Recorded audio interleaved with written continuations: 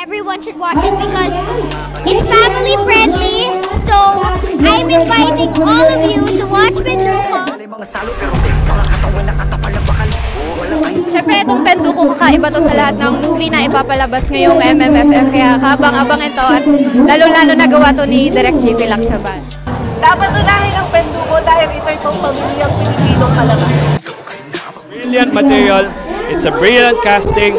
So panoorin nyo talaga itong Penduko. Unahin panoorin ang Penduko dahil ito'y Pinoy na Pinoy.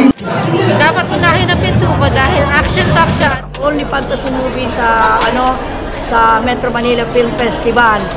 Panoodin nyo, napakagaling na artista ni Mateo. Penduko lang pinakamaangas sa MMFF. Pampamilya ito, pasok sa lahat. Marami kayong matututunan sa movie na ito. At the same time, lahat taktika, lahat napakaganda. Rated G, rated Goodichelli. Gen Z po talaga siya! Papanoorin ko ang Penduko ngayong Pasko dahil parte na to ng kabataan. Pelikulang to ay pwede sa lahat.